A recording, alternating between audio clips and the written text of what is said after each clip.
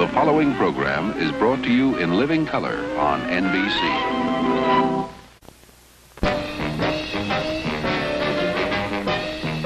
Having just finished another Today program, Joe Garagiola and I wanted to talk to you for a moment about NBC's new shows for the 69-70 season, and they're worth talking about. There's a real air of anticipation as this season comes on, because I think it's a good one.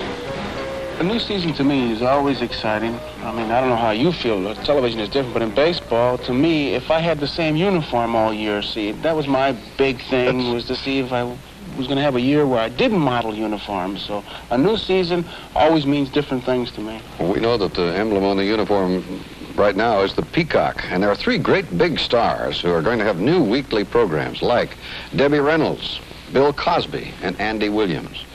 Are you fans of theirs? Gotta be. Everybody's a Debbie Reynolds fan, and Cosby with his stories, and Andy Williams, a guy that can swing a golf club like him, it can't be all bad. You gotta root for him. Especially if he can sing like he Yeah. does. There are other new programs, too, everything from a James Thurber-type comedy to an adventure series about a young fellow who crosses the United States on a motorcycle, and he finds drama and intrigue and gasoline fumes, no doubt, wherever he goes. I was a little worried there for a minute. We're going to sample some of those things right now.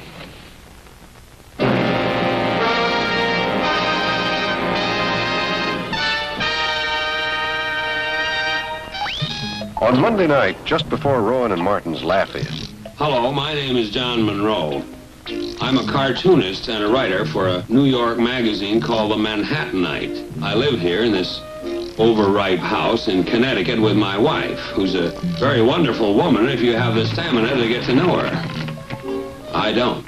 Our daughter lives in here with us. Step into my world, and welcome to it.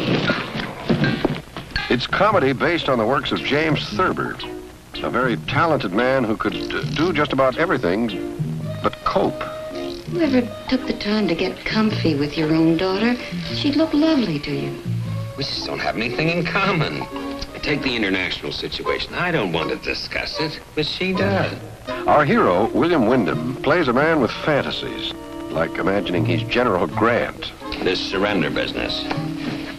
Let's suppose that General Grant had taken a little bit too much, Medicine? To pick himself up? Dean Martin himself couldn't have put that better exactly. General Ulysses S. Grant. General Robert E. Lee, commanding the Army of Northern Virginia. The surrender, sir. The surrender. All right, Schultz, never mind. There. Very well, General. Let's get on with it. There you are. Well, go on, take it. We darn near licked you. His next fantasy is even more inspiring. What do you say to a dried-out elementary school teacher? How about pouring me a little snort? Your hair is a wonderful shade of dingy brown. My wife doesn't understand me. Please. John! John? This is Miss Skidmore. Nonsense. This is Miss And he's done it again. Oh. It's Mother. Anything wrong? No, dear. I was just, waiting for you to chase me up on the bookcase. Then on Tuesday evening, right between I Dream of Jeannie and Julia, the series debut of one of Hollywood's very brightest stars, Debbie Reynolds. How many times do I have to tell you, stop trying to get a job on the newspaper? I like my wife to be just what you are, a beautiful, loving housewife devoting herself to making her lord and master happy. Debbie's sister and brother-in-law are an inspiration to lovers everywhere. Are you sure these two girls are sisters? Well, they were when we married them. You're not married. What do you mean he's not married? No, he went through the ceremony and all that, but he's not married. I'm married. Where are you, Debbie? Out in the kitchen!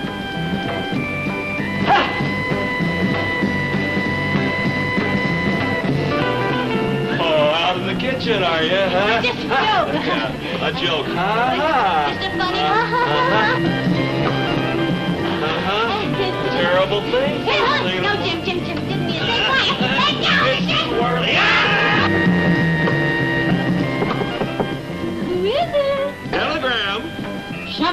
Don't. You open that door, I'm gonna break it down. 1, 2, 3!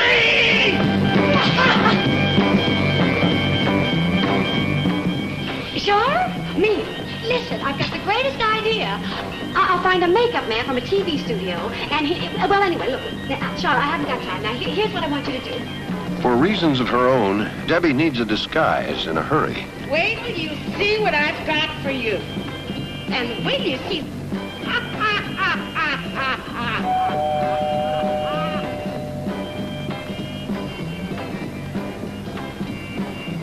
Good afternoon, madam. I represent the Dancer Sewing Machine Company. Like they say in the golfing manuals, a woman's work is never done. I'll give you the honor, Sam, just so you'll have it once today. I'll take it. I'd like my driver. Oh, I'll get him for you, Gov.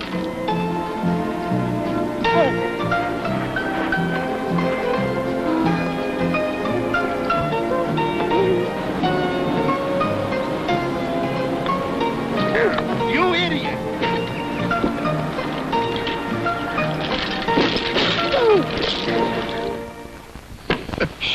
How'd you like to have her as a caddy, Joe? Great hands, great hands. I tell you, where I hit looking for the ball. Where it would go? Where it would go, you know, off to the side, not in the fairway. You know what's marvelous about her is her appearance is bland, but she's really peppery, and I think that combination goes a long way toward making her a true comedian. That should be a very good series. Well, being married to a sports writer in the series should be great, too, because there'll be a lot of situations. Sure. Now, let me tell you about a guy named Bronson. We'll be meeting Bronson every Wednesday night, right after the Kraft Music Hall. Who's Bronson? He's a young, sensitive adventurer who motorcycles across America in search of a meaningful life. Taking a trip. Yeah? Where to? Oh, I don't know. Wherever I end up, I guess. Well, I wish I was you. Really?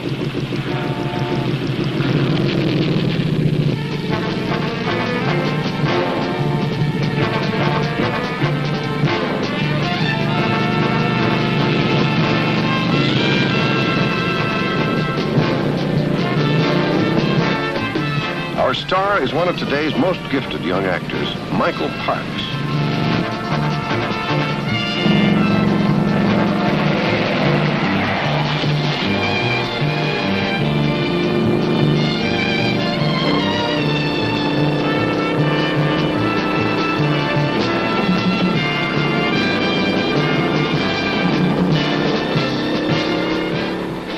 You idiot! You almost killed me back there. Or man, I'd knock your stupid head off. So, of course, he gives her a lift. What's your name?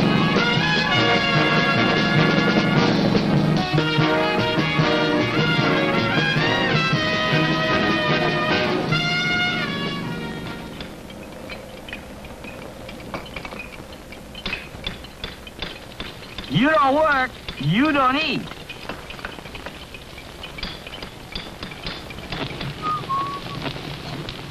What about me? Don't I get to eat? Well, it's like I said.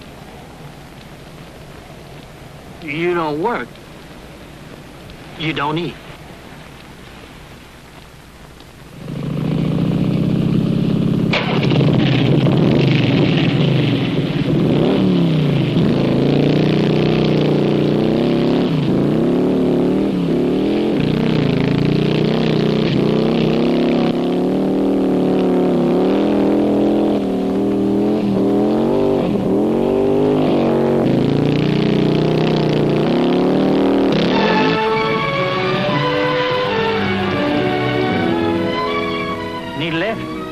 Gone as far as I need to go. Where will you go? There's a lot of pretty country I want to see. See ya.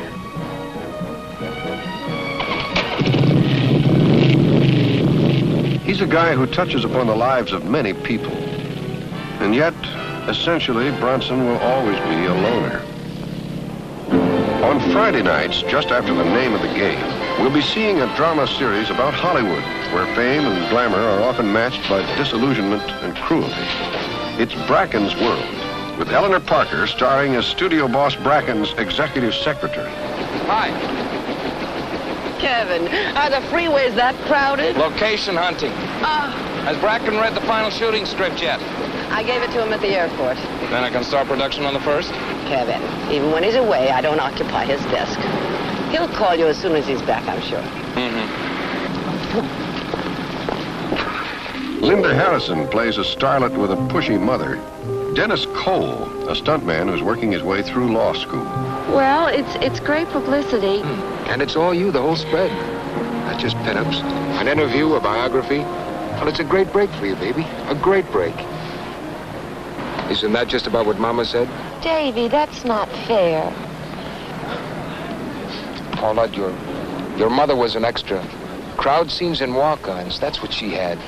She had me, and she didn't have to. Lorraine Stevens is the society girl who wants to make it on her own.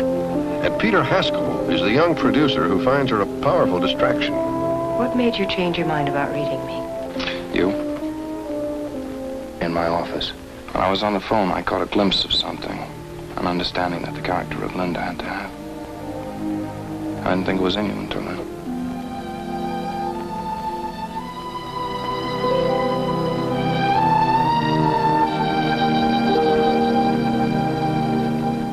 Karen Jensen, a starlet who makes directness a lovely art. I don't know what you had in mind for the seduction scene, Mr. Grant.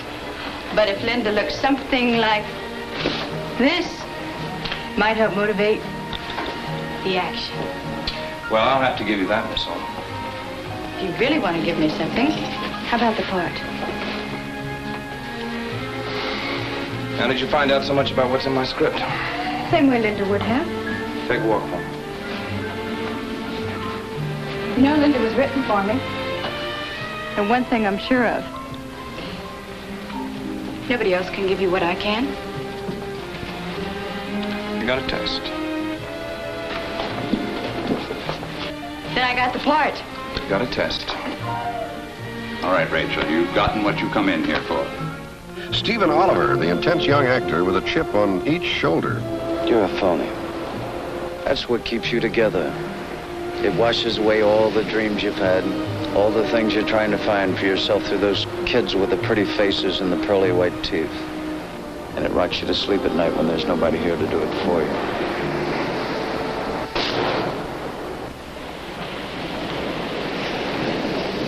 Elizabeth Allen, the talent coach who often takes her work too seriously. I need 2 minutes. Take 3. Now, I gave somebody a bad time yesterday who may deserve better. Another one of Mother Carey's chickens. This one's a hawk. I'd like to test him. Bracken will be back the end of the week. It can't wait till then. Why not? Well, I think this young man's had about all the discouragement he can take. Well, I hate to ask you, Syl, but I know you could get an okay from Bracken before then. Laura, don't tell me you belong to the group who believes we have pillow talks. I didn't say that. Tomorrow we're doing wardrobe tests on stage 9, and if it's all right with Mr. Bracken, we'll slip this new find of yours in after they're finished, okay? Thanks, Syl. I've got his number. You're sure he hasn't got yours? See you later.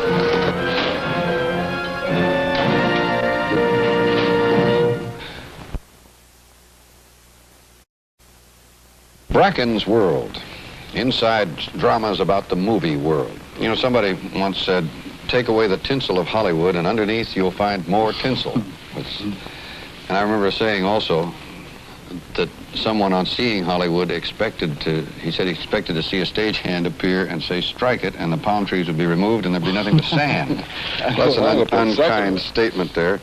Actually, there's a lot more to Hollywood than that. And we get a glimpse of what there is more to it in this Bracken's World. With Bracken, I understand you don't never see his face, though. He's the boss, but you never see his face. Face never shows. That suggestion has been made in connection of shows of mine. I'm sorry to report, but we're not going to do it. Come Saturday night, though, everybody's visible on the Andy Williams Show, especially Andy.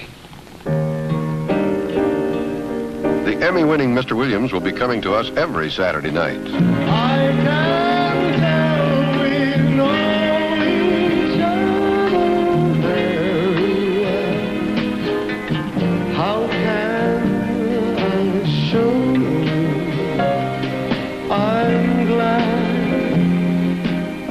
And he'll have guests like Jose Feliciano. Put on your high heel sneakers and your wig hat on your head. Did you hear what I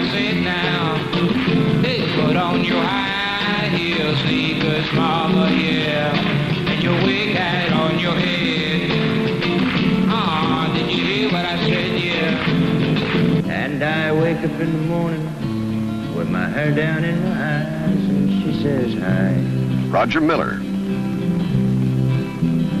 And I stumble in to breakfast while the kids are going off to school. Goodbye. Sergio Mendes in Brazil, 66.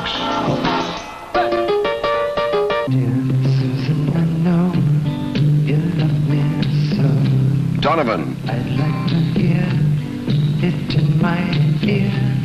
You know I'd be there, working at my craft. Had it not been for the draft. And Aretha Franklin. You were the man. I found out, yes I did. I'm just a link in your chair.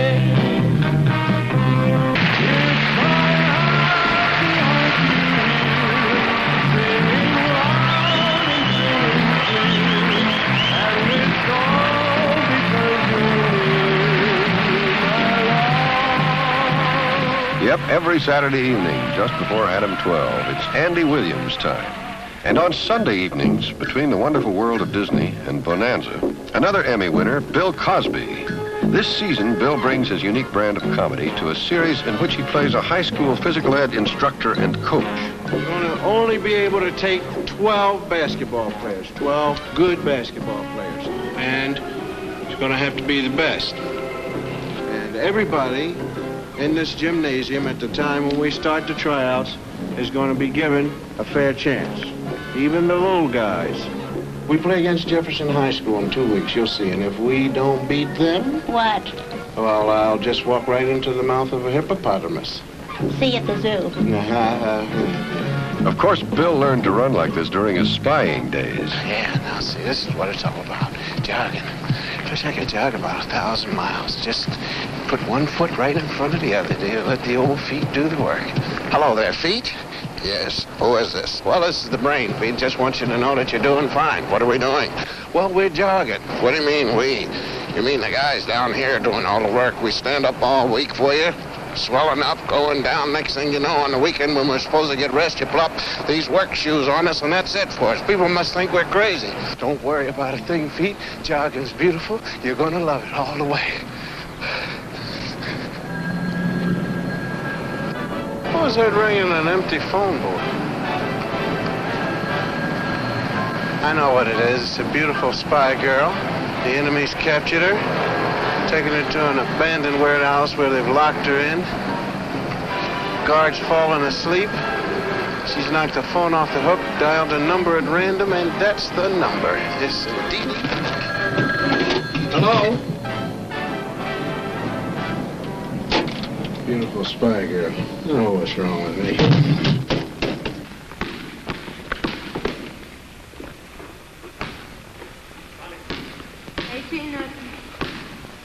I know what the score is. I can count.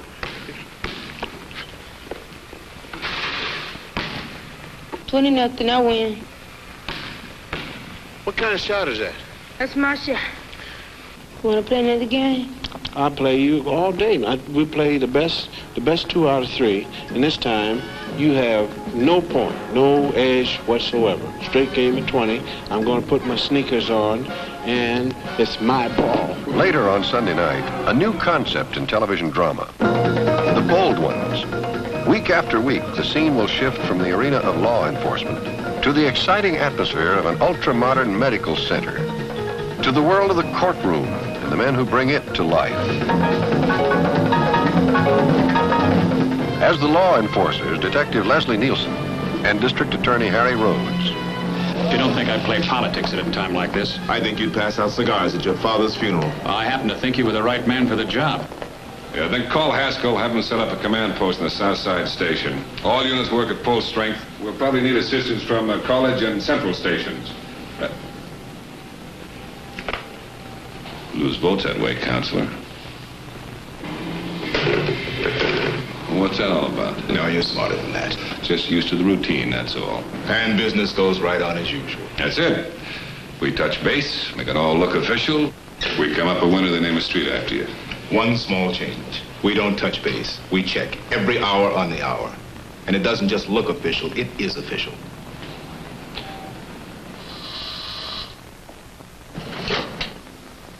Oh, it's you.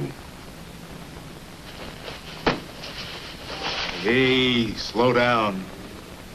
For 2 days now, I've had nothing but static from the mayor, from the police department, from the public at large, from you and your friends, and I've had it. Now, if you want to come in for a drink, fine. If you don't, that's fine. Either way, thanks for bringing the Kodak. Suppose you tell me, what's that Panzer Division doing outside? That's just routine procedure. Routine. Well, let's just change the routine. Let's get those cops off the bikes and out of the cars and back on their feet. Then we get rid of the helmets and the dark glasses so people can see their faces. We don't need an army just yet. A battalion will do fine. Kid, when Jordan and Williams get back, get them in here immediately. And listen, you want to get out of that uniform one of these days? Become a gentleman cop like me. My goal in life. Use a napkin.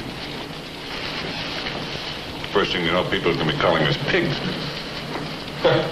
For the law enforcers, there are no easy solutions to the problems of our cities, but there never were.